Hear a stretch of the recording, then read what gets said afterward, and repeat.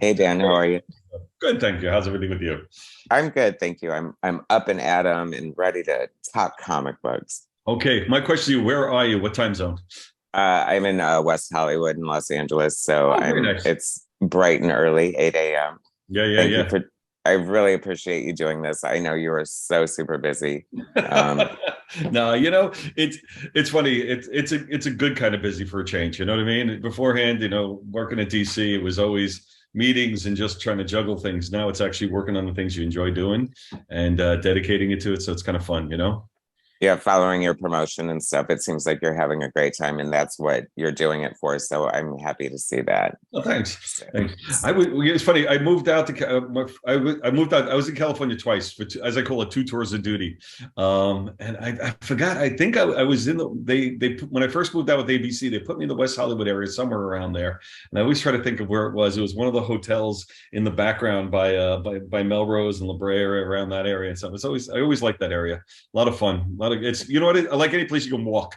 Like any yes, walk yes. around to. It's a good walking zone. But Grant lives around there or has a house around there. You know that or in that? Uh, Grant Morrison. Yeah, yeah, yeah. It's funny because as a comic book artist and actor, I've waited a lot of tables in my career here in Los Angeles, and I actually used to wait on Grant Morrison semi regularly at Jerry's Famous Deli. Oh, So, that's funny. That's funny. and Yeah, and yeah. it's funny because he was so nice, but he has this sort of like very like commanding presence. Like you Yeah, can yeah. almost sense like the greatness that you're in front of. So I was like too intimidated to tell them how And much I and loved their you work. know what's funny? He would have loved if you did, and he's the a biggest fanboy geek at heart. He's just you could talk comics with him like nobody's business. That's what makes it so much fun with him. So Yeah, you'd be surprised. It's a lot of a persona, but yeah, it's all an act. It's all a big act. yeah. I know you need no introduction, but I do want to give just a Sure, slight introduction here.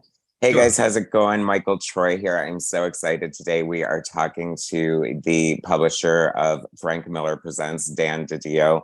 Um, Anyone watching this channel should know that name. A big name in comic books, former publisher at DC Comics, writer, just comic enthusiast, and now publishing new Frank Miller comics with Frank Miller. He's got a great comic himself that I just read. That's amazing. I cannot wait to talk to you about that. Oh, good. And Thank you. Ancient Enemies and a bunch of other exciting books. So, a man who needs no introduction. Thanks so much for being with me today, Dan. I really appreciate it. Dan Thanks, Didio. Michael. It's a pleasure, and I'm more excited that you're enjoying the books than anything else right now because you do these things in a big void, and I enjoy them. But you wonder, is anybody else going to have as much fun as we are, making these books? So every time I get that feedback of people enjoying what's going on, it sort of validates what you're doing and gets you motivated to do even more. So thanks for that. It's a lot of fun. Well, it's funny that you should say that because it's at times are so different now, especially the way you're doing it.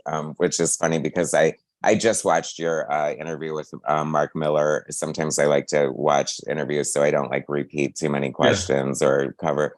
But you go from doing like working at one of the biggest comic book publishers to basically becoming an independent publisher yourself. So that's a very interesting sort of turnaround in your career. Um, uh, but that must be very strange to go from a big house to doing it all on your own, pretty much. It is. It's really difficult. I mean, I tell the same story over and over again, but I'm going to say it here is that one time I was talking to Grant and I actually questioned one of the ideas that we have and whether or not we can do it. And Grant, I'm sorry, I said Grant because we were talking about Grant. I meant Frank. We were working with Frank. And I was talking to Frank about one of the projects we were developing. And what happened, Frank goes to me, who are you worried about offending? What are you worried about doing? We control it all. We do what we want to do. And the one thing I'm learning from Frank Miller more than anything else is fierce independence. The lack of reliance on everyone else, the need to be able to do something you believe in, regardless of what anybody else says, what anybody else does, and be able to have enough faith and belief in your work to see it all the way through. And when you're working in a large corporate environment, you're constantly being second guessed, and you have to have that persona to present yourself in a way that at least shows a level of confidence to push an idea through. But behind that, you're constantly second guessing yourself. And working in an independent environment like this eliminates some of that idea. And when we're creating our books and what we believe a book should be, rather than what the market is dictating or what the tone is dictating or what the flavor of the month is dictating. We're doing what we feel is best for raw storytelling and best for comics at the same time. I had read that you had said that that was the main reason for doing the books that you guys are doing, because you guys wanted to do comic books that you want to read. And I feel like a lot of the best comic books coming out now are comic books that are like that. You know what I mean? Like, I just interviewed Nick Cagnetti from Pink Lemonade. It's like this really fun, fresh, new comic book from, an independent creator. And there's lots of great ways to do comic books now. There's Kickstarters and things like that.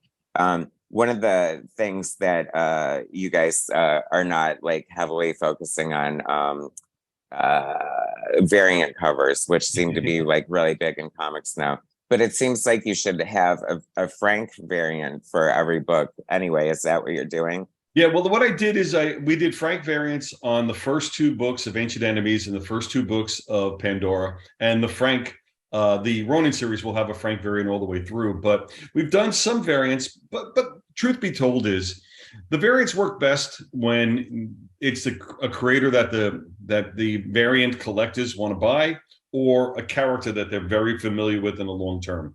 And since we're inventing new ideas and new concepts, variant covers become difficult for us to sell them, because ultimately, you're going to spend more time trying to find the right mix to sell the variant rather than putting all the effort inside the book.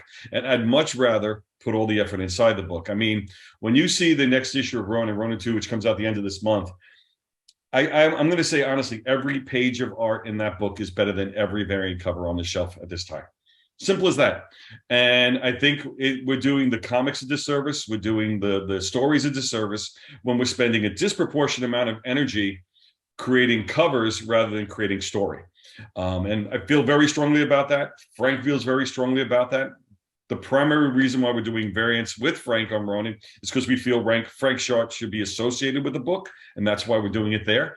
But the reality, for me, I'd much rather spend all my time making the books work than finding the right mix for covers, because the covers themselves, if you look at them, a lot of them are locked in nostalgia and trying to play upon people's remembrances of old comics and trying to recreate old feelings that people had for buying comics 40, 50 years ago. And we're much more concerned about pushing our stories and characters forward and being for a new audience than just recapturing sales with an older audience, and we want everybody reading our books. We don't want them buying it for a cover and then putting them away forever.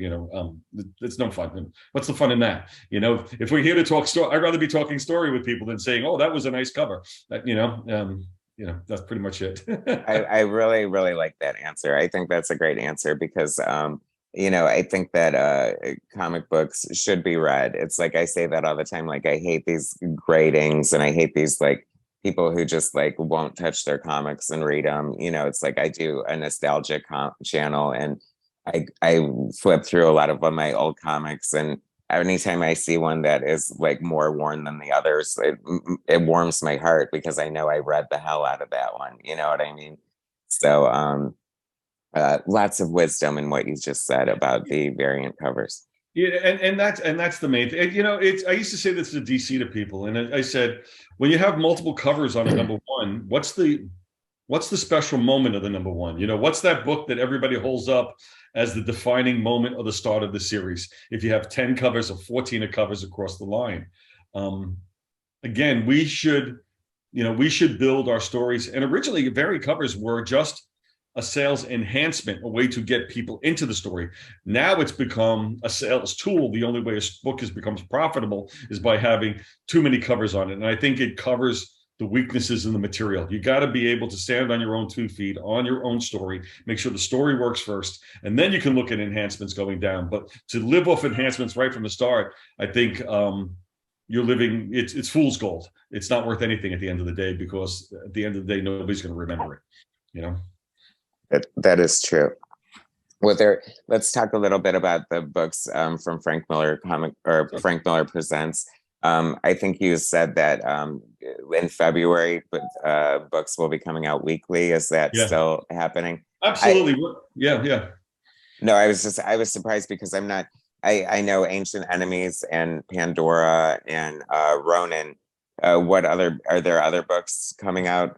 Yeah, we did a one-shot of Ancient Enemies called the Genie, which is what I'm doing standalone books with some of the characters inside the Ancient Enemy story, more to flesh out the characters, but also get a chance to get more of a rhythm of these books coming out on a more regular basis. One of the things that I got feedback on after we put out our number ones on our first 3 series were, with Pandora, people were more interested in getting a monthly book. They said, as a young adult story, they're much more familiar seeing a $3.99 comic on a monthly basis instead of a $7.99 comic bi-monthly. It's the same thing, but what we've done is now we've made Pandora a monthly book at $3.99. So there's a much more regular release of that book, so that we can hopefully build an audience on a more consistent basis. With Ancient Enemies, it's still a bi-monthly book, but what I've done is I've created a series of one-shots that fill in the skip months between the Ancient Enemy books. So you have this one little story around the Genie, gives his backstory, gives a little more, fleshes out the characters a little bit, sets up some things that will actually play out in the main series, but it helps round out that world. And with Ronin, we're just going to continue on the bi-monthly basis, only because that's how it's being produced. The second issue was very labor intensive, so it took a little bit longer. So we've made some adjustments on how to produce our books to get them back on a more regular pattern, because we want people to have confidence in these books coming out on a regular basis, so that they can, feel like they're investing something that will continue to be there and not disappear off a shelf. But the problem is it's a learning process. There's only 4 of us working for the company right now, so we're doing a lot of work. Even for seasoned veterans like myself and Frank, there is a huge learning curve when you're self-publishing compared to when you are having other people publish your work or being the publisher of a large company. It's kind of refreshing to see that someone with your experience and your just everything you've done in the industry, just be so open to the fact that, hey, you're a human being, you're figuring this out, you're still doing it. And I have to say, I had 0 expectations with Ancient Enemies. I had never really read anything that you had written. I apologize. No, it's okay. And I really loved it. I thought it was so good. It has a very high concept. I think it's a great concept. I mean, maybe you can tell us a little bit about the concept, because I think there's so many things to chip away, so many directions you can go, so many layers. There's a lot of social commentary with the way the whole setup. There's an alien invasion in New York that sort of destroys the city, and then correct me or help me along, and then they're rebuilding it, and it creates a social rift in the new gleaming city and the old sort of less rich city. And then you have these superheroes policing it because of all the social unrest. Yeah, I mean, that's the fun part. I mean, the greatest part about comics for me is allegory. I think that's one of the things that makes the most sense. I'm a longtime fan of the things like the original Twilight Zone series and things of that nature, and I love telling story through a lens that allows people to interpret it in a way that makes sense to them. I have a very clear, distinct idea what I want this story to be, and when you watch and you pay attention to the world evolving around us, and you hear about all the good intentions that are out there, but how they get twisted and turned. I think it's always good to cast a light on that and to explain and to explore that. That's another thing that I've worked with Frank on is, we don't sit there and just talk about comics. We talk about what's happening in the world and how can we use comic books as a lens to showcase the world without hitting it on the nose. We still have to entertain. This is not about teaching or preaching. This is about fun and entertainment. So There's a lot of interesting things and interesting ways you can tell stories with the world around you in a way that might enlighten and engage the fan, but also hopefully entertain the fan. Because if we don't entertain them, they're not going to come back. We're not doing public service announcements. We're doing comic books. So that's something that's really important to me, to make sure we get that right, but also have a point of view and something to say. I think that's also very important. And class war is something that I think is so essential to be explored, because this not only is it riff for story, but it's something that has been with, for generations, for centuries. It's been a class war, if you want to know the truth. And it seems to continue on, and it just takes different forms and different shapes as it goes forward. But there's really the difference between the haves and the have-nots, always seems greater. And I think it's also always very important to cast a light on that, to make sure people are aware that the struggles that people are facing. There's a lot of similar things, but also how people should be helping each other in ways that is forgotten along the way, when people just protect their own interests. And I think that's important to say, Yeah. I love the name of the team is The Greater Good. I don't, it just sends chills down my spine in a way. Like, it just seems like it's such a positive sounding name, but it has such like sinister connotations for me. Like, because it's like the greater good. It's like, what is being sacrificed here? It's a great expression to hide behind. Yes. I used to say when people say they're doing things horrific, but they're doing it for the greater good, I wonder whose interpretation of the greater good was. And actually, that was something that I pulled out from my days at DC, and because ultimately the DC characters were all so very proactive, but I was looking for ways to really define them differently, about who they were, so they'd all have their own individual personalities and goals. And I always looked at the word the greater good, meaning, is Batman's greater good the same as Superman's greater good, the same as Wonder Woman's greater good, or the same as Green Arrow's same greater good? And the answer came back, it shouldn't be, because each one of them is raised differently. Each one of them has different purposes. Each one has different influences on their life, and each one sees the world through their own lens. So therefore, what they're trying to build towards and work towards should be similar, but yet very focused to what their priorities are, more so than global priorities in some ways, and I think that helps define characters and gives you a purpose in your storytelling, but also it creates conflict, which is what you really want to do in a comic or a story. You want to create conflict to explore these issues, and that's the best way to do it, is through putting people at odds with each other and determining whose direction is the one that is quote unquote more right or more wrong, Right. Yeah, like one of the great continuing themes of comics, I guess, right? It's funny because knowing like you come from a TV background, reading the first couple of issues, I was trying to decide if this was like a Netflix series or a summer blockbuster. And I think it's a little bit of both. I have to say, like, you talk about like learning as you're going, and this is a learning process and stuff. For whatever reason, because I really enjoyed the first issue, and I was really looking forward to the second issue. But like, I feel like you just sort of hit your stride with the second issue. Like, the story just like really took off for me and opened up and was really good. And I almost had a panic attack because this was the last copy on the shelf at my comic book store.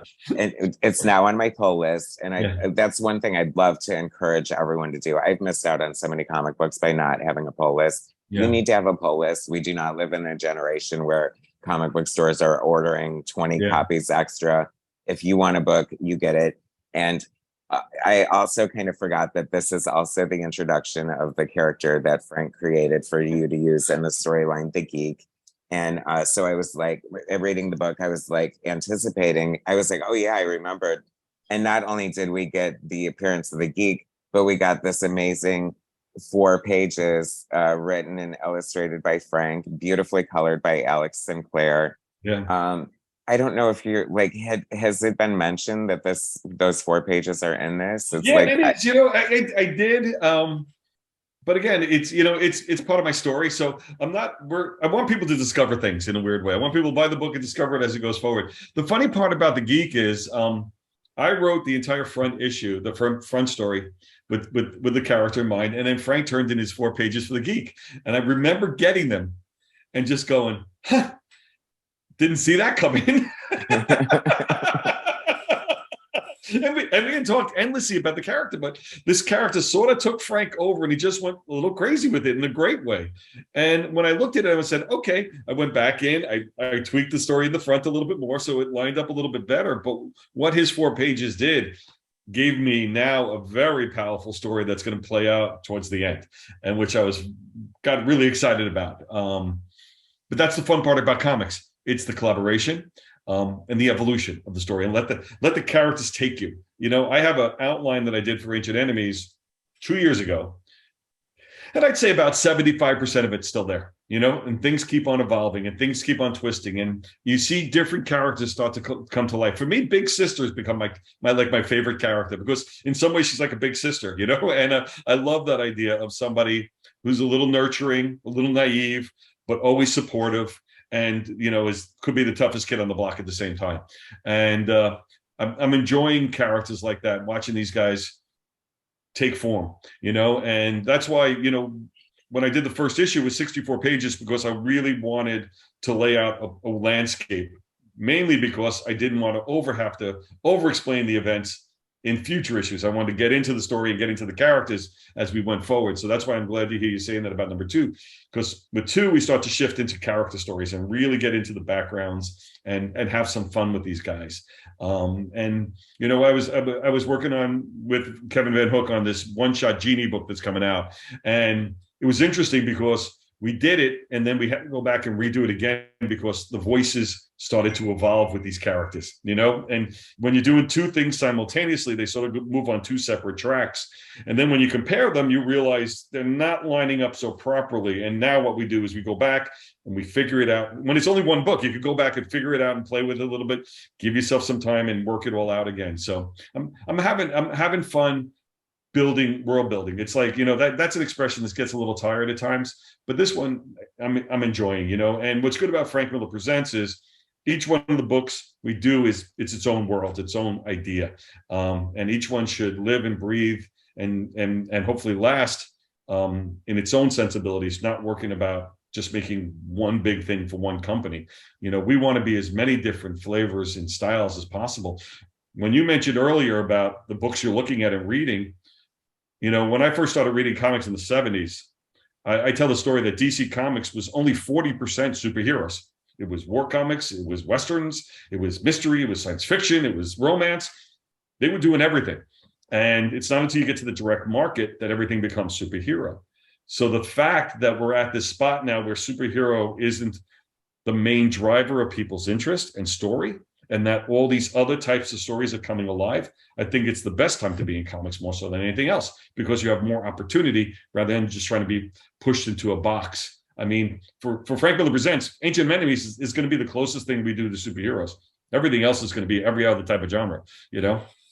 Yeah, I was going to say, I guess it is like the closest, the really only superhero book coming out from Frank Miller Presents.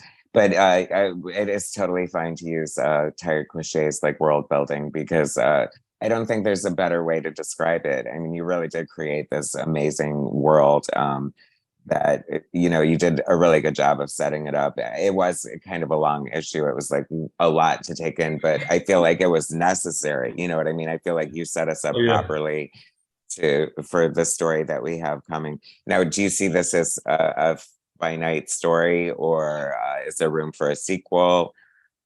No, there is a definite ending with a definite cliffhanger at the end of the first 6 issues. And whether or not we go forward in that, we'll see. I mean, for me, the one that's really coming to life for me out of the bunch is one of the one-shots that I'm building right now is called The Wraith and Son, which is this relationship between, it's a mother and son superhero team where the son is trying to usurp the mother's identity and take over the mantle, and she's just not ready to give it up quite yet. And there's a push me, pull you that takes place over there between the two of them that it's fun to explore, because the themes you want to explore in comics are the themes that are universal, that everybody can relate to. And family issues and parent issues and work issues, I think, are things that everybody experiences both positively and negatively. And when I tell these stories, I hope there's a point there that is recognizable to people in their own lives, that makes it identifiable and relatable and hopefully enjoyable, or just you get your worked Well, up times too. as a gay mama's boy, I'll be putting that on my pull list for sure. Yeah. I mean, That's I fun. mean, I don't think I've ever, I mean, that's pretty genius. I don't think we've ever seen that explored before, the dynamic between the power struggle between a mother and a son for a superhero identity, but I like that. So, any word on like the Milo Manera Sin City book that As a matter of fact, yes, I'm very happy to say that the thing with what happened with Milo Manera is that he contacted Frank, and he had a window of opportunity to do this book because he's a very busy guy. And the good part is Frank just delivered his script to him, so we're hoping to have it probably by the middle of the year. And we're discussing ways of putting it out, but one of the things we're thinking about might be a Kickstarter also. It's a rather unique, it's a one-off book. And I think it's kind of special. So we're looking at different things on what makes the most sense for it. But the most important thing is that they've started work on it. That's the great news. Then the offset of that is that also has motivated Frank to get started on his Western, which is what I'm excited about. Sin City as a Western is kind of ridiculously fun. And the idea he's kicking around about how it ties back to the original Basin City, the creation of the city, and all the ancestors of a lot of the recognizable characters of Sin City. And he always jokes, he says, "Oh, I guess Old Town is New Town in this book." And I said, "Yeah, I guess it is." So we'll see how that comes together. Oh my God, like it chills. I cannot wait to see this. I mean, who doesn't want a Frank Miller Western involving Sin City? That is going to be like so amazing. I cannot wait for that. It is going to just be so good. Yeah. Um, uh, are there any other like one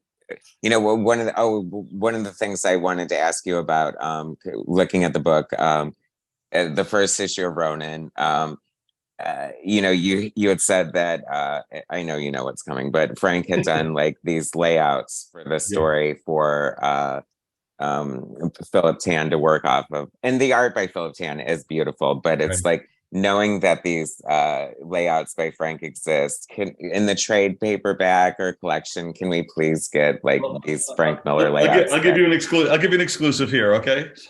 Because we were delayed with the second issue, it allowed me to rethink the third issue. And what we'll be doing is we'll be including some of the layouts in the back of each of the issues moving forward. So you'll be able to Thank see. you. So you'll be able to read the issue 3 by Philip, and then also within the body of that book, we'll also have some of the layouts in there as well. And I think it'll be fun for people to see the two. I think they're both unique in their own right and strong in their own ways. And then hopefully at some point we'll collect the layouts going forward. But the truth is, I love the fact not just to have the layouts there for people to see, but I also love the fact of having Frank's art in the book as well. This book is important to him and special to him, and he didn't want to repeat himself by just doing the same book over again. So that's one of the reasons why he wanted to bring a creative team in to help execute his idea. Plus, also, Frank is recognizing how important manga is in the marketplace today, and how much it's really capturing generations away from traditional American superhero comics. So, and Philip has such strong manga influences. Frank's loving to watch what Philip is able to deliver for this book. So that's what's been great about this. Philip and Daniel Henriquez are really doing a beautiful job. But still, this is Frank's baby. This is a book that he's been wanting to do probably since the completion of the original one. And ironically, I didn't want to do this book at DC, but I did certainly want to do it as a start of their own company. So that's the fun part about this. And we both agreed this was the better book to start with because it says so much about who he is and actually put him on this, as I said before, this fierce independent creator direction that his career has been on since really moving his work away from Marvel and DC.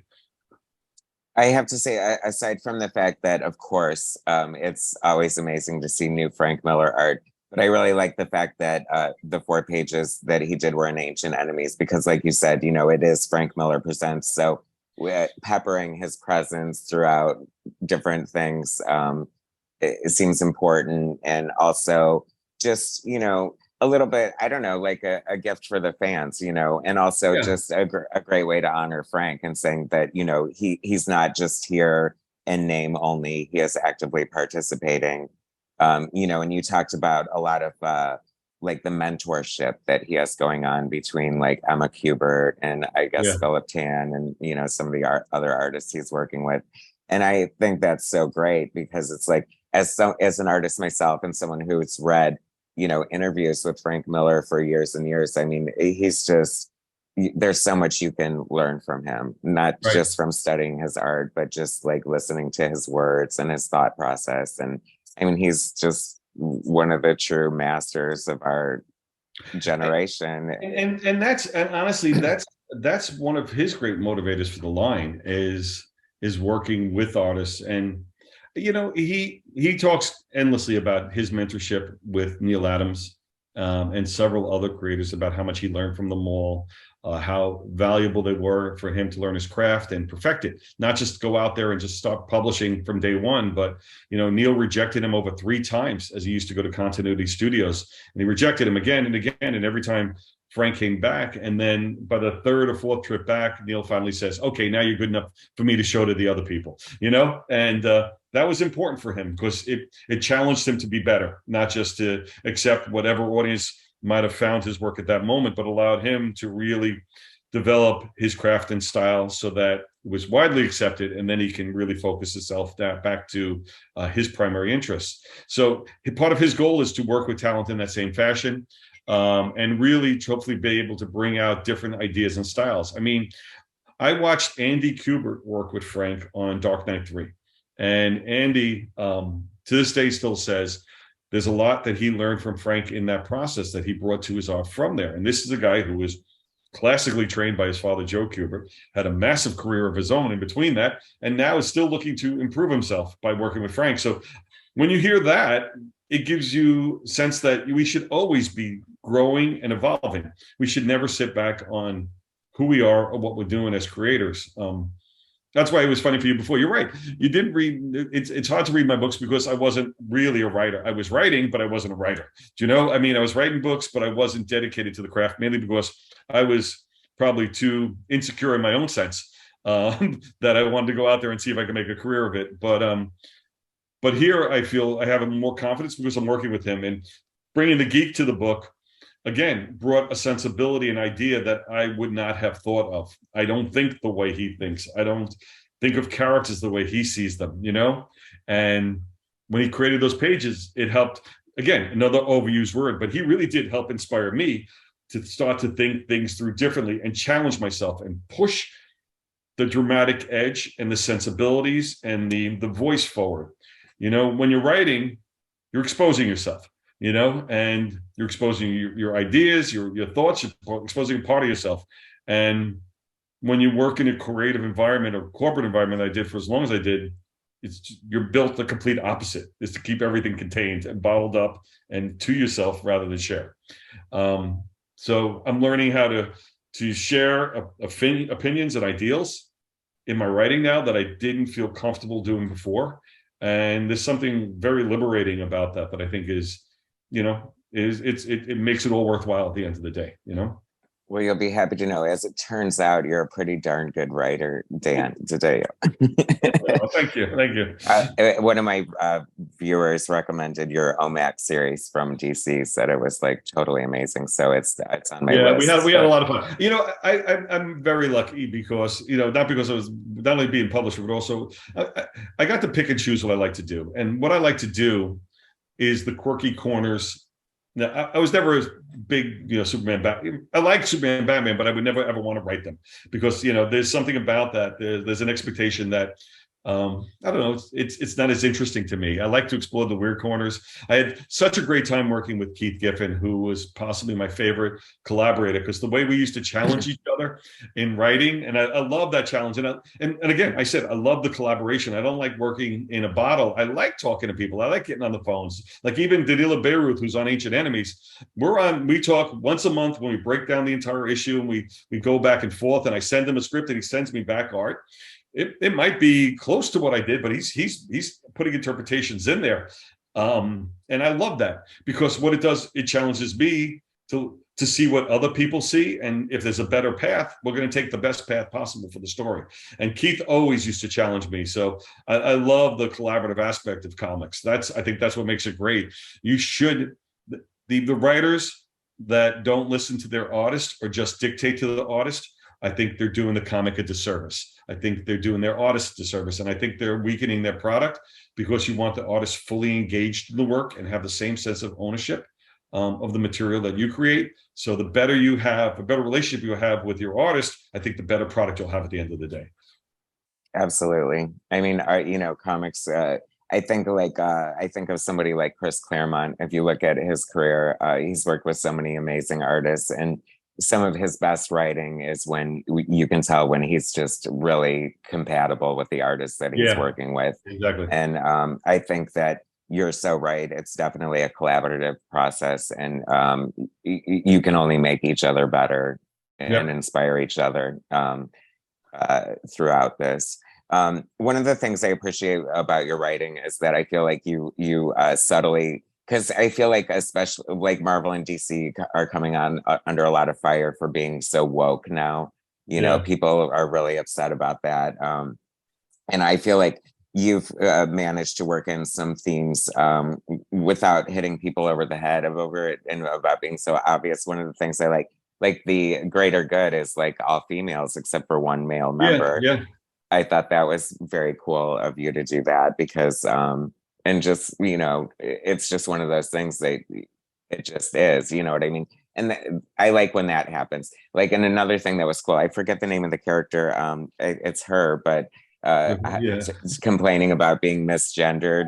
Because like, which I don't know, I just cracked me up so much, because I thought that makes so much sense and is so funny, because I mean, there's no way you could tell that there's a female in there, but it's like, I don't know, it was so subtle, and just like, I don't know, it just entertained me for some reason. It's you know what, it's easier when you're building in today's world, because if you're not paying attention to the world, you're not writing for anybody but yourself. I hate to say it at that point. And for me, I love listening to everything and not just taking it for face value, but understanding the logic and what the issues are, and subtlety is a strong weapon, and it allows people to interpret and have fun with it. And the Wraith character, and it's funny when you said that about the Greater Good team. I built the Greater Good team, and I didn't even realize it was all women until the end. It was just one of these weird things you're doing, because I had all the ideas in mind of the characters, and each character had such a personality that they had to be certain, just the way they started to build themselves. So I had fun with that. And the Wraith character, that was the gag right from the start. It was going to be if I had done our own series, that was going to be the recurring joke that was just constantly pissing her off, that she was misinterpreted. But at the same time, it was working to her advantage because of the fact that it kept her identity much more secret. And but what I loved about the character Rosemary Reed is the first time we see her, she's not in costume, and she's a very powerful character from the very first pages. The way Danilo drew that opening sequence when she steps out of the car on the bridge and just commands presence over there is possibly one of the most. When that art came in and what I saw what he did with the story, I got so excited. I fell in love with the characters again and again, because that made them so much fun to write. And I just love a character that's constantly pissed off, just constantly angry and constantly disappointed and arguing. And in the second issue, she's angry that she wasn't on the bridge when it blew up. She's furious that the fact that took place. She's furious over that fact. It's like, I can't believe it. It's like anybody else would be happy that they avoided the trauma, and she's angry that she wasn't there and part of it, and that's who she is. And his funny part is I know people like that, so it's kind of fun. It makes it even more fun, because you're constantly pulling. One of your biggest worries as a writer is worrying that friends of yours recognize themselves in the things that you write. Well, you have to wonder about somebody who would recognize themselves in her, right? Yeah, exactly. And people don't want to see that, so yeah. Yeah, exactly. But it's fun. Yeah, and speaking of Danilo Beirut, I mean, the art is just a revelation. I mean, amazing job. Like the scene, like the scenes on the bridge are just like next level. I mean, you talk about a summer blockbuster, like it is cinematic, it is epic in scope. A lot of comic books, a lot of publishers are now doing like treasury size editions and stuff, and I would love to see this in that format. His stuff is beautiful. And by the way, we talked about Alex, but I can't say enough about Alex because we went in with a very particular color palette on this book, and I talk about this all the time, and you might feel this way as an artist too. I'm always concerned about coloring in books because I feel that the computer coloring gives you so many tools, but unless you know how to use them properly, you can misuse them. And I just think just because you have all these colors available to you doesn't mean you should use them. And what you see a lot of times is people coloring because on a computer, which is a backlit screen, and books on a screen might look more bright than they do on paper. And so you get a lot of comics now that look very muddy, a lot of very darks, and a lot of things that just are muddying up the colors. And I went to Alex, I said, I need you to really I want a bright comic book. I want a comic that the pages come at you and shine in a weird way. I want it to be visually interesting and visually exciting and draw you into the book rather than people searching to see what it is. And the other thing too is I feel that books get overcolored and it does a disservice to the art. So much of the line work gets lost in some of these colors that you're losing all the style and visualization of what these artists are creating. So I want to make sure that these books are bright and interesting and engaging, so that way it's the art that always brings the person in, and then hopefully the story holds them enough to bring them back to the next book after that. But art and color are so important to comics, and I feel that we're capturing what I think is the right style and tone, and I think we don't see enough brightness in the covers. I want the covers to be bright. I want the inside of the book to be bright. I want it to be fun. It's got to be fun. Yeah, it's funny because I was thinking Ancient Enemies is a great way. It feels very much like a modern, superhero comic book that isn't corny, because I wonder sometimes, because I miss the traditional superhero comic books and the costumes and stuff. But I guess that's just because we all love what we grew up on and what we were introduced to. And, with Bryan Singer's X-Men and the black sexy suits and changing the landscape of superheroes, I'm like, are they too corny? Is that where Superman runs into trouble? Does he look too corny? And I feel that the design, they have costumes, but they look modern. And they still look individual. So I think the design work on Ancient Enemies is really good, and I think Danilo did a great job. Yeah, no, he had fun with it. We wanted to have costumes. I said that. I think the thing that I'm sort of avoiding, and I didn't realize I was avoiding it because you don't do it and you realize it until you realize you didn't do it. Is superhero versus supervillain. It's not that type of book. It's not about, the villain of the week or the problem of this or this, and I used to go crazy at DC because when they push in the villain in, you're either taking over the world or you're robbing a bank, that's and now for me, villains take on so many different forms. And not only that, but you see this propensity in storytelling now to make the villains sympathetic and the heroes problematic, which is, I think, intriguing. But not what the purpose of the comic. I like the heroes to be defined enough that we understand their motivations, and it's us to determine whether or not we think they're doing the right or wrong thing. That's kind of the way the game is played on this one. So everybody has a motivation and everybody has a cause, and I'm letting the readers determine who's the good guys and the bad guys, because everybody's sort of doing something that's important to them, and there's a lot of good that they're doing, but there's a lot of things that are getting hurt along the way for everyone. And you see with Rosemary and the Wraith, it's her relationship with her son and her own personal life that was sacrificed in order to help other people. For the greater good, she's sacrificing the people for the city, and therefore is the city more important than the people she's with? And then basically it actually starts with the bigger story, which is the two alien races. They each pick a champion, and they're basically willing to sacrifice each of those champions to win the world and win the war at the end of the day. So again, everybody's making sacrifices. I understand the outcome is better for the people, but the carnage that's being created in the pursuit of these better goods is really what's the question, is whether or not this is really best for everyone.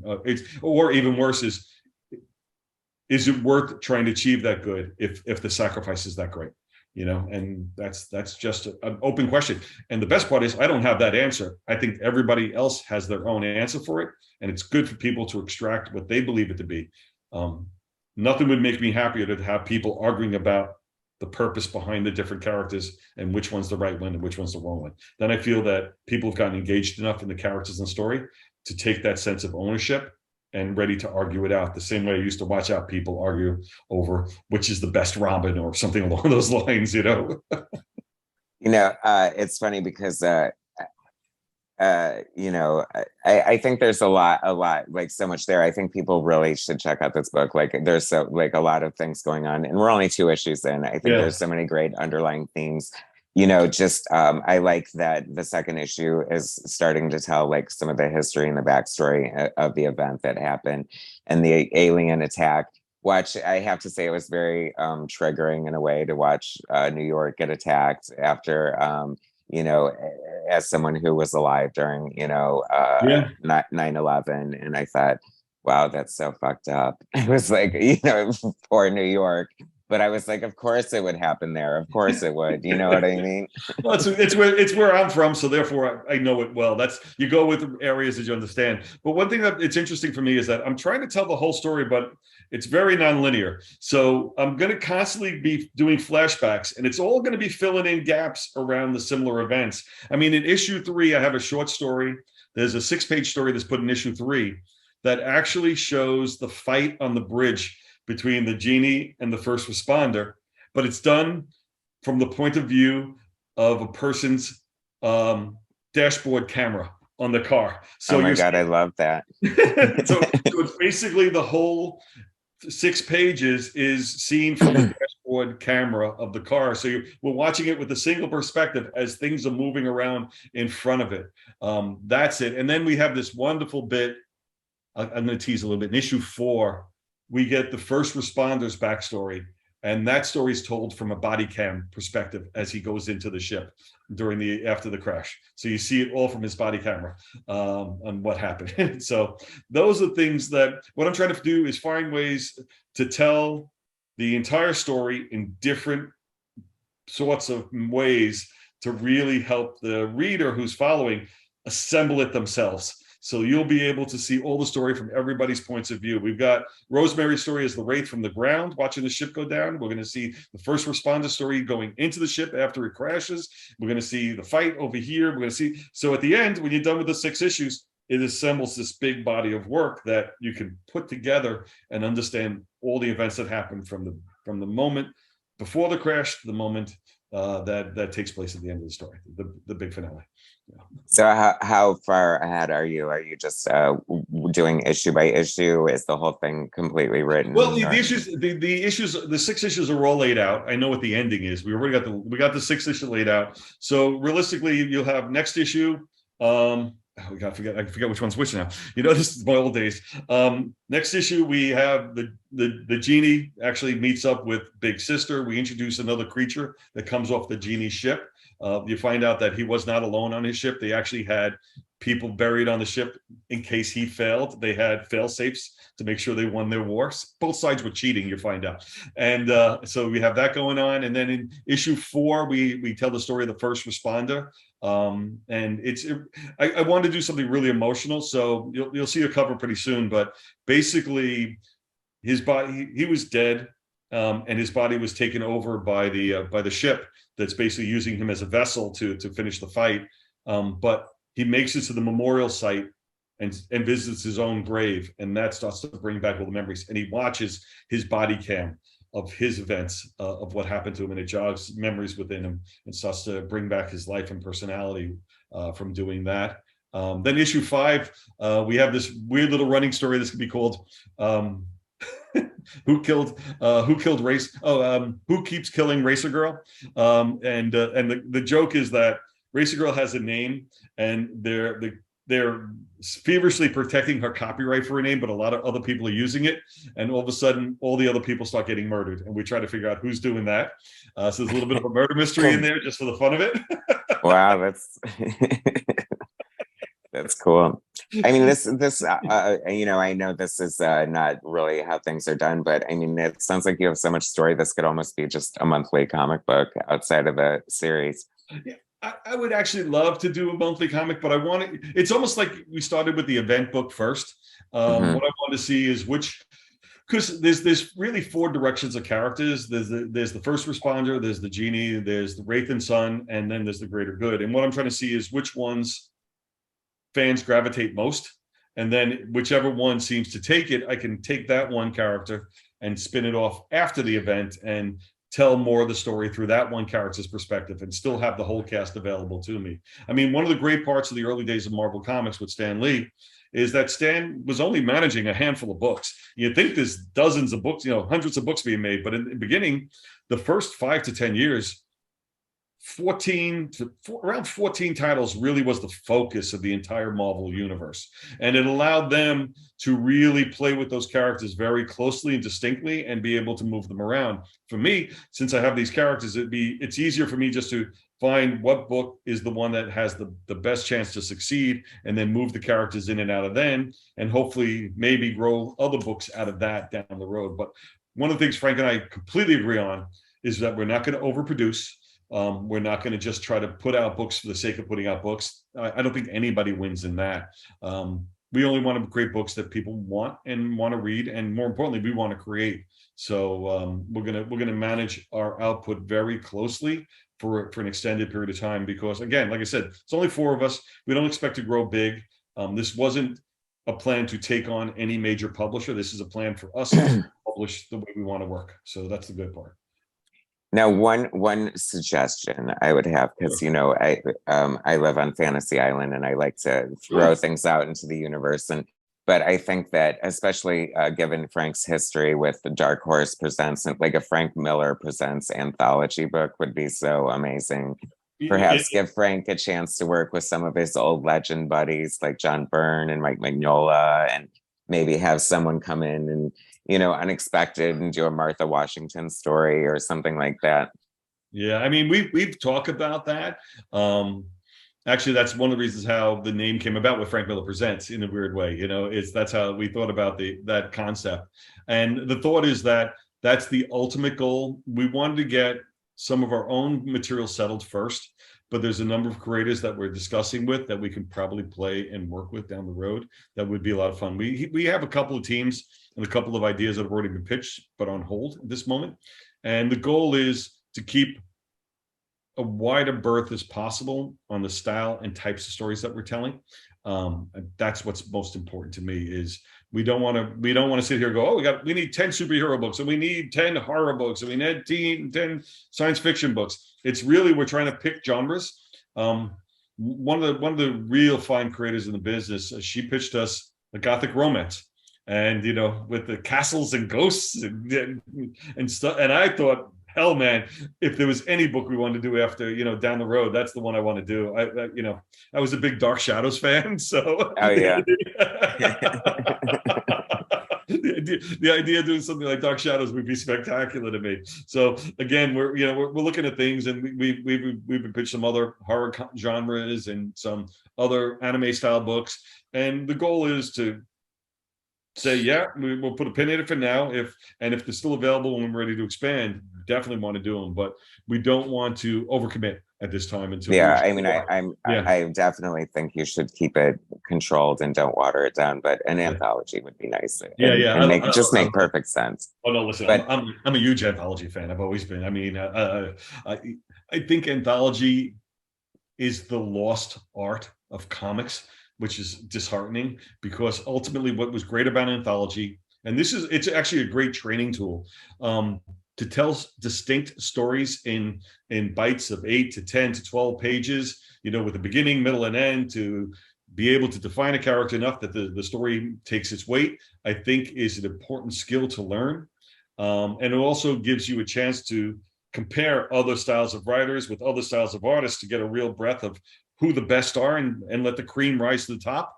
And without ongoing anthology series available to us as a tool to test talent, I think we don't get a chance to really get a sense of how good a person is until they're basically thrown into the fire right from day one.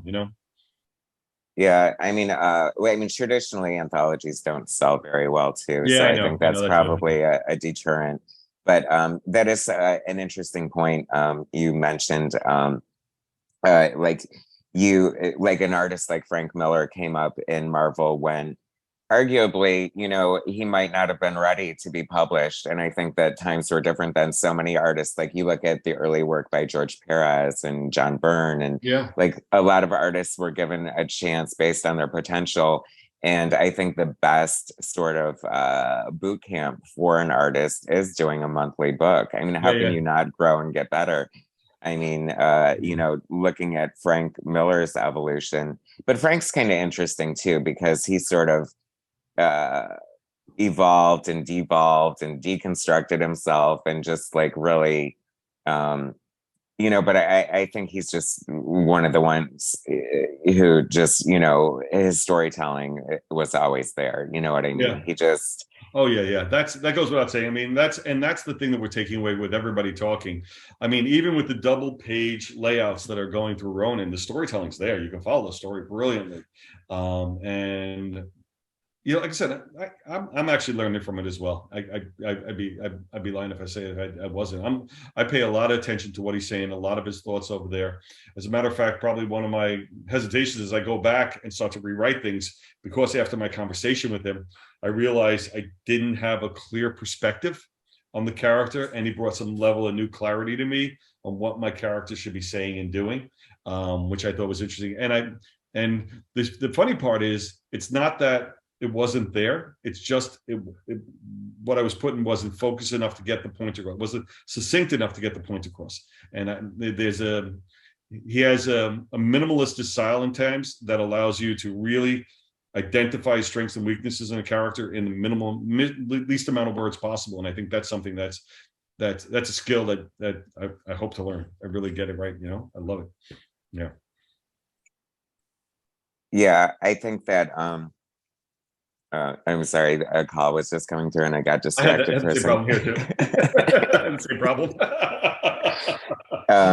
I know the beauty of doing Zoom, right? No, I was going to say that I read an interview with Frank several years ago where he said that he thought very musically and he wrote in musical beats. So I feel like once you know that, you read Frank Miller entirely differently. Like I Right. feel like it's like reading a song. Like Yeah. you can almost feel the beats of the rhythm of his Oh stories yeah. when you Yeah. know that. You know what? I've been very lucky to see so many great writers work, and the answer is that everybody has their own style and their own style, and I think that's what makes it fabulous. I mean, like I said, we were talking about Grant Morrison before. It was amazing. Yeah, No, actually, I'm with Frank tomorrow in Orlando. He's actually flying down to Orlando for a signing, so I'm going to drive. awesome. Get a chance to see him. Yeah, yeah. No, it's funny because I'm originally from Ohio and I lived in St. Petersburg for a few years before coming to LA, and it was my gateway to Los Angeles. And uh, as I got into Florida, I got out to get gas, and I was struck by the humidity. And then there was this huge dragonfly on my Yeah, gas yeah. cap, and I was like, "What have I gotten myself into?" Yeah, I'm in Tampa, so we actually spend a lot of time in the St. Petersburg area. It's actually quite nice over there. Yeah, I used That's to have to. I used to work in Tampa, so I would drive across the Gandy Bridge, yeah, and the sunrise is just like yeah. unbelievably We beautiful. we got office space for Frank Miller Presents in Ybor City, so I've actually got space in Ybor. So Yes, I used to go see drag shows in Ybor City, yeah, so it's awesome down there. I love it. it is. It's crazy.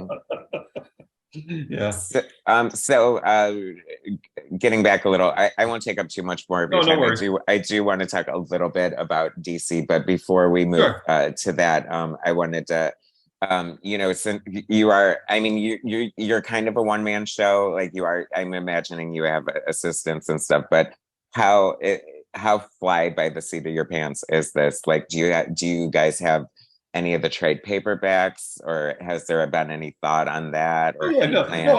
I have a full publishing plan. I mean, the reality is, we'll see a trade paperback of Pandora first. We're collecting the first 5 issues, which is about a 200-page book, and we're gonna collect it in young adult size, not traditional comic size. And then we have a plan for Ronin. The book itself will probably be by out the collection of the 6 issues.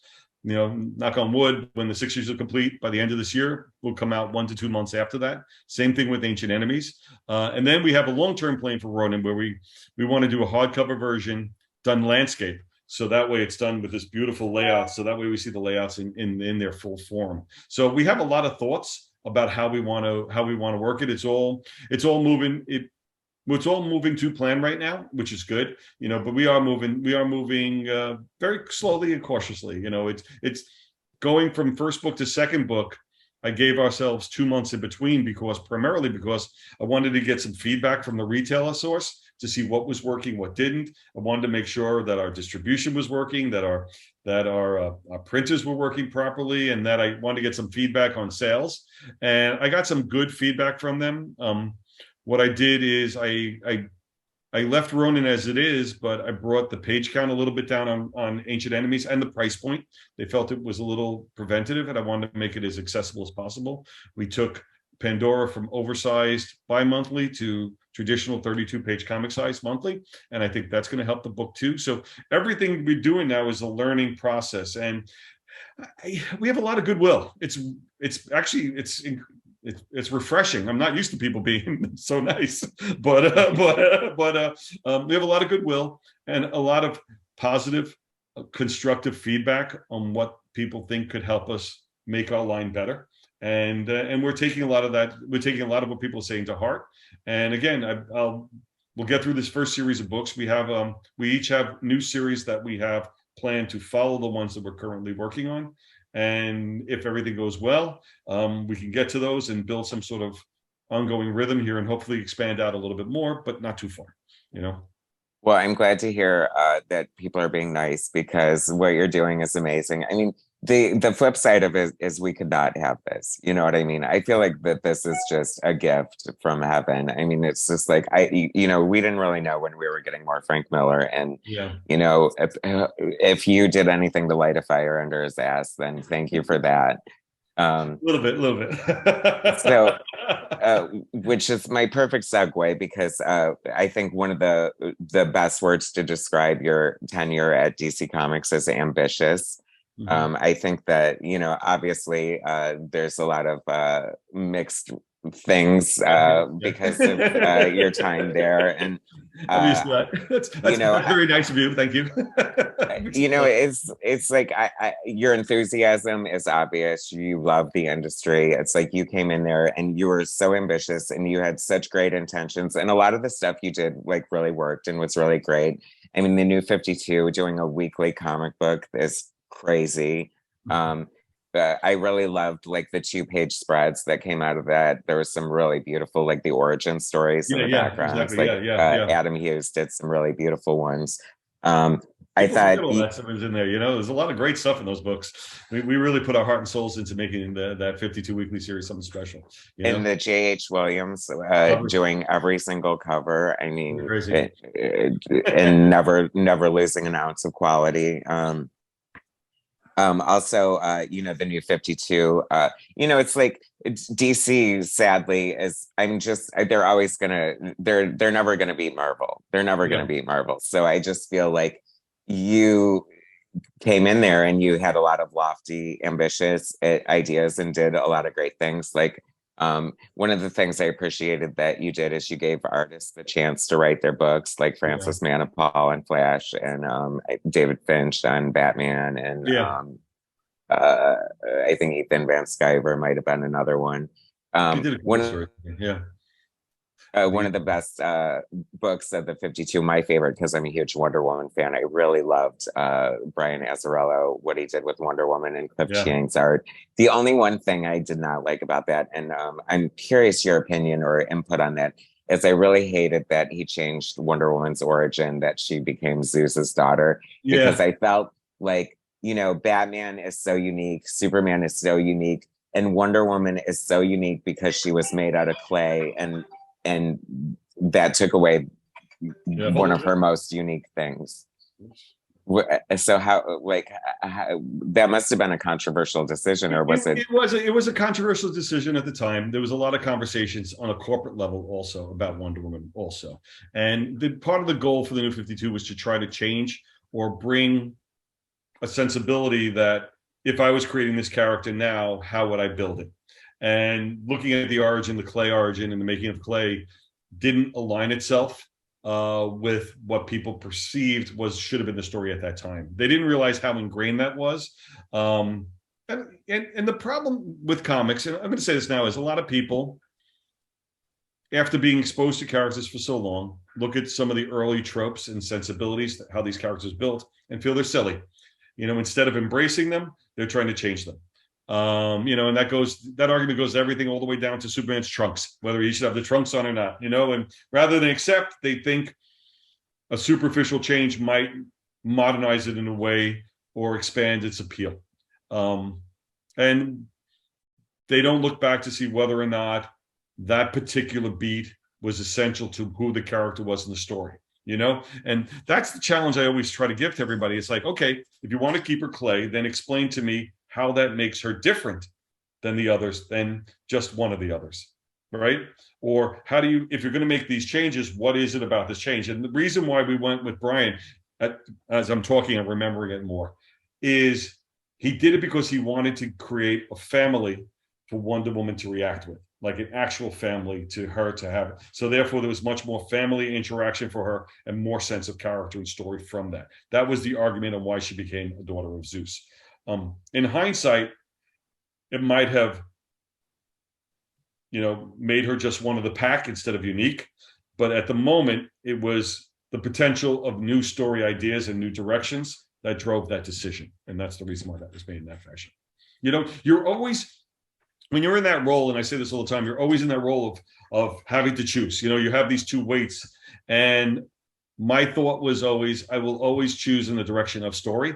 Not just the story that happens at the moment, but long-term for story potential. So if you want to make a change, you got to give me, how is this going to affect me 1 year out, 2 years out, 3 years out? And if you have enough story from this change that could give me that much story, then I was much more willing to accept that decision than if somebody says they just make a decision that, oh, I'm going to make her this, she's going to have 17 heads. And I'm like, okay, what's that for? Oh, no, she's going to have them. She's going to lose the 17 heads in the next issue. And I'm like, well, yeah, she's not going to have 17 heads, because it makes no sense to do something that outrageous and dramatic if it doesn't have a long-term effect, and that same logic I used on event books too. I don't want to do an event series if it didn't have long-term ramifications. The shorter the ramifications of an event book, the weaker the event was if it didn't have anything that had lasting effect. People speak so highly on Crisis of Infinite Earths because that story affected the line for 20 years. Changes were there for 20 years because of that. And I think that's the reason why people took notice, and it had so much value at the end of the day. It's funny, so many years later, I'm kind of on the fence whether Crisis was a good thing or not. It's I think you're absolutely correct. I think, the truth is it was a great idea, a great concept, a great plan, but at the end, the lack of execution that followed it is what weakened its impact in some ways, and I could say the same thing about New 52. We had a great plan, we had a great execution, but as things sort of evolved and people went away from the original conceits of what we were trying to accomplish, it weakened the entire concept.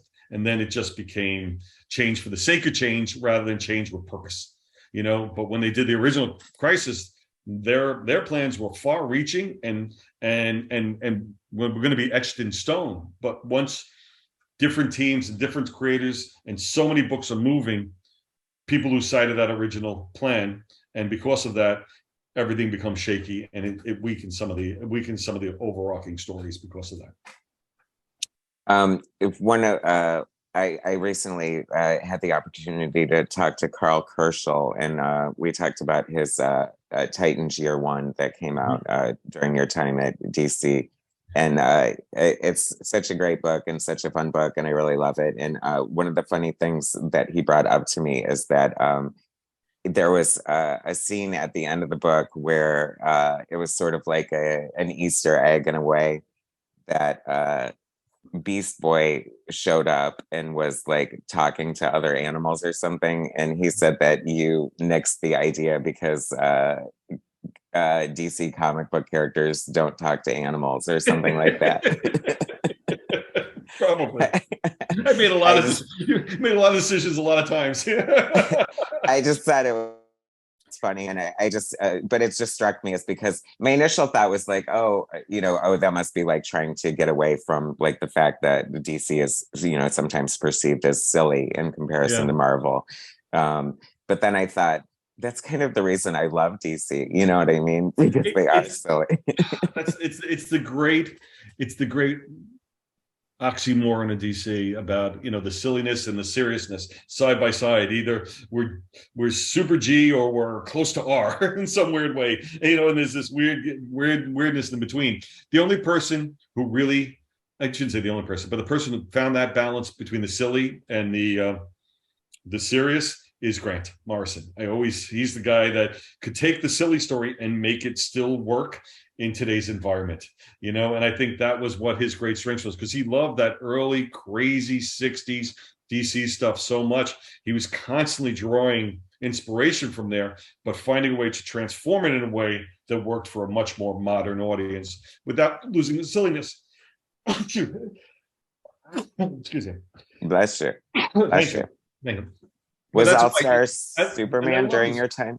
Oh yes, All-Star Superman was something that I started with Grant, and the goal for us was amazing. Yeah, the All-Star line. We had a plan for the All-Star line, and we had an All-Star Superman, All-Star Batman, and Robin, which ultimately was Frank and Jim, and then we were going to do a All-Star Wonder Woman, which I don't know if we ever got to. That actually, I was going to ask you about that. That actually breaks my heart, because I've seen a lot of the preliminary work that Adam Hughes did for that All-Star Wonder Woman, and it would have been amazing. And we need an Adam Hughes Wonder Woman book with interiors, but if not, we have all those beautiful covers. So. We had about 10 pages of that. I think there was something's created on that, and then I forgot what happened.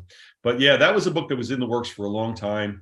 And Adam Hughes' stuff is stunning, as you would imagine. But that was one of the ones. But yeah, All-Star Superman. The whole purpose of that was really to give Grant a platform to tell the ultimate Superman story. It was, in my mind, that was Ultimate Superman that Grant was telling, and he wanted a beginning, middle, and end, which he did. And I think, like I said, there was a point there, interestingly, between Batman. Talk about the difference between Batman and Superman. If you could talk about Batman and you could name 10 trade paperbacks off the top of your head of people should grab and read to know about Batman, you're a little more hard pressed to find those 10 trade paperbacks with Superman. Just are, because even with all the Superman stories, defining bodies of work for Superman aren't as clear as they are for Batman. So when we went to All-Star Superman, I said, we need a book that everybody can point to as the definitive version of what Superman is and what he says.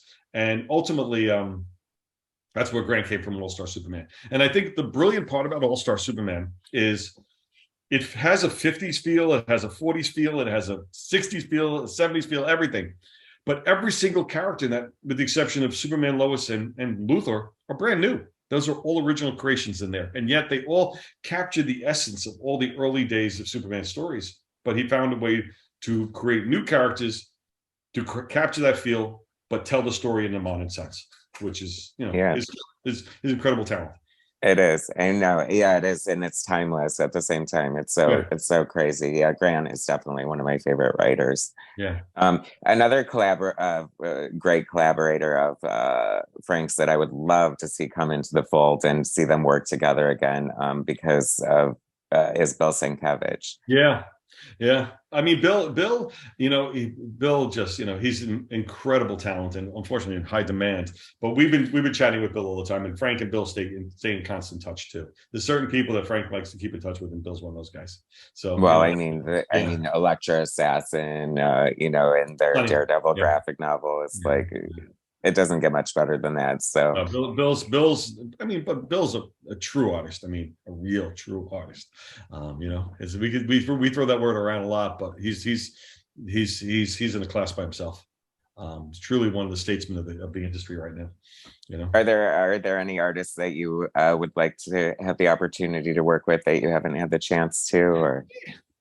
I'm sure there's going to be somebody. What I'm looking for is, we're kind of looking for the new guys. What's the next Yeah, wave? Kind yeah, of, not to say anything, but I mean, there's a lot of guys in this business I love dearly, and I mean, I really do. And the fact that they've been so successful so long is a great thing, but it's also a little disappointing because I think it's a statement that the industry hasn't progressed, and we should be finding new hot artists, and we should be finding new voices, and we should be finding new talent to break through out of the pack and be the ones that are become the new, torchbearers for the industry. The industry is very successful when it creates stars. That's when we've always seen the greatest explosion of talent, and sales in comics. And we need to create more stars. We need more new people. We need new blood. We need new ideas. We need new sensibilities. We should not be dwelling in nostalgia too much. We should be moving forward. I believe, as a comic industry, the United States, U.S. comics have lost a couple of generations of comic fans. Meaning, we have a lot of people who grew up on U.S. comics, but now there's a couple of generations that have really gravitated to manga and are not interested in what's being created in the U.S. market. And I think that's a shame. And we've got to find a way to find these people who love graphic fiction, to bring them in. And if there's styles of art and new voices that'll help do that, we should be embracing those people and really push them to the forefront.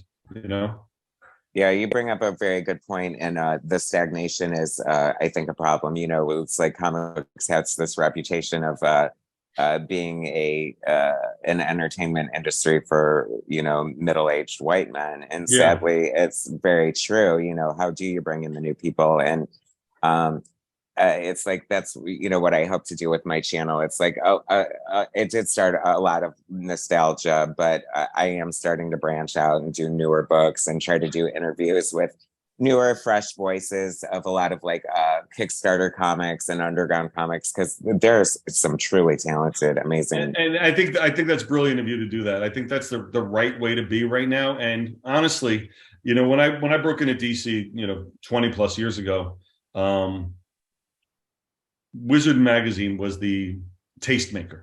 They told us who we liked and we didn't like, and that was very successful for the industry because it helped focus people to find certain things that they might not have normally seen, and embrace talent that they really enjoy, and follow them from book to book. You follow them from Marvel and DC into independent books, which is a way you grow the independent market. The problem is a lot of those people that were successful from Wizard 20 years ago are the same people. So, Right, yeah. you know what I mean? And there is no new venue or area that you can aggregate fans to help create that new flavor. I think it's going to happen online. It's going to happen for podcasts or anything of that nature. But the reality is, we've got to find a way to pound that drum and draw attention to the places in the corners where people don't normally look, and not lean so heavily on just Marvel and DC to drive our conversation only because the movies and TV, you're going to overwhelm them at the end of the day. If you know right now, if the conversation takes place on Marvel and DC, it's going to be about movies and TV, not the books. And we got to get people talking about the books again. That's where this all starts. And without them, none of that other stuff exists. 100%. Amen. And that seems like a good place to wrap this up. I thank you so much, Dan, for talking to us. And I wish you so much success with this Frank Miller Presents. You know, obviously the Frank Miller stuff is going to sell. And I think that by all appearances, Ancient Enemies is getting a great reception and seems to be, I mean, I could barely get a copy. So I was happy to see that. So I very much look forward to see all the books coming out in the future. I think you're doing a fantastic job. I am so glad that you guys are doing this. Frank Miller is one of my all-time favorites. I know he probably never does interviews, but I would love to interview him at some point. You know what? He's it's funny. He got out in the beginning, and then he's sort of just enjoying. He's actually, you know what? He's actually busy. He's actually working. That's the good part. He's already done. He's done the layouts for Ronin through 4. He has a couple of the projects he's working on right now. But Sin City is where the focus is right now. There's laser focus going on in Sin City, which is very exciting for me because there's a real fire there. Like, he wants to work with people, but not on Sin City. He wants to do that all himself. That's his baby. Is there? Does he have a? I'm guessing not, because I feel like the way Frank Miller works is like he starts an issue and then it's like, oh, it was 400 pages or it was 30 pages, or he kind of does like however much he needs. So is there a plan to like put it out like, does he know, is it 6 issues? Does he have that in mind? Or Sin City 6 issues, 6 32-page issues. That's what we're looking at right now. That's the goal for this book. Yeah, if that evolves, it might. But right now, that's the plan. That's my job, is to keep him on track. Keep him on track. Well, it seems like you could do it. Well, see, I wish you'd tell him that. No, I'm kidding. Frank, stay on track. Yeah. There you go. Thank you for that. I can use all the help I can get. No, we need this Sin City Western. Like, this is a physical need. So. And he keeps on reassuring me he could draw horses. I keep on challenging him. I keep on hearing horses are hard to draw, but he can't wait to start drawing some horses. Have you read The Dark Knight Returns? It has one of the most beautiful. I know that too. That's the joke. He has this. They made this beautiful statue of the Dark Knight on the horse. It's like a $500 statue. Stunning. But that's amazing. I love it. I just like to bother him. I so look forward to it. I mean, we got glimpses of Sin City Western with Nancy and her chaps and her cowboy hats. So yeah. He loves the film noir and the Western genres just for the sheer storytelling sensibilities, and go in there and just the styles of character. So it's going to be fun to see how this all comes together. He's been threatening this book for a while, but I think we're actually going to get it. Then that's a good part. I mean, and putting the cart before the horse, a Robert Rodriguez Sin City Western movie wouldn't suck either, right? I would pay money to see that one. Yeah, for real. All right, Dan, continued success. Keep on keeping on. You're an amazing voice in comics. It was such a pleasure to talk to you. Great talking to you as well. We need more people excited about the genre and speaking on behalf of it. And thank you for this. I appreciate it. Well, comics is the best. Comics shaped my life and have always been there for me, and I will always be there for them. So same here. All right. Excellent. All right. Thanks, Dan Didio. So nice to talk to you. Thanks, Dan. Take care. All right. Bye. Bye, Dan. Bye. All right. So I guess that's it. Thanks so much, Dan. I really appreciate that. Oh, it's my pleasure. I really enjoyed it. Thanks again. It's a lot of fun. It's a lot of work, but it's I don't know. It's what I want to do. You know what I mean? This is the perfect exit from DC. It's a perfect landing spot, and I get a chance to do what I really want to do, which is write a little bit more, but still get involved in pounding that drum in support of the industry. So that's why I like doing the interviews and getting out there in this Well, fashion. I think you took a lot of flack and with a lot of grace and dignity, and you're a very nice, humble person. Yeah, it's the job. It's the fun part of the job. I mean, when you talk about the DC stuff, we could talk about the superhero stuff, but where I get super excited, is all the crazy things we did, like the Hanna-Barbera crossovers, the Looney Tunes crossovers, or the Young Animal series of books, and all the different types of quirky corners. You're supposed to make Superman and Batman work, but when you make all the crazy things work, I think the level of accomplishment is so much higher. And that's what's good about Tons and tons of hidden gems there. Yeah, I do. I love it. It's funny because I got a chance to write Superman meets Top Cat, which was one of my favorite things I did. Oh my gosh, how awesome is that? and we still get DC still sells Tom King's and Lee Weeks's Batman and Elmer Fudd.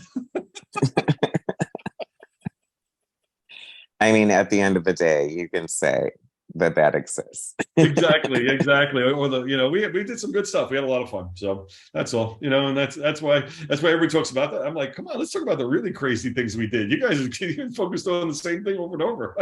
We did a lot of crazy, insane stuff here over the days. Yeah, for sure. Exactly. All right, Dan. We'll go motivate Frank. I will. Yeah, no, I'm seeing him tomorrow. I need a day down. He's flying today. He's on his way up, so I'll see him tomorrow. But if hopefully we're ever around California, hopefully get a chance to see you on the trail there for sure. I'd love to. I'm trying to get Frank to Golden Apple at some point within this year. I will be there 100%. Yeah. All right. Okay. I'll let you know when this goes up. Thanks, Dan. Thank you so much. Thanks, Dan. Bye. All right. Talk to you later. Bye.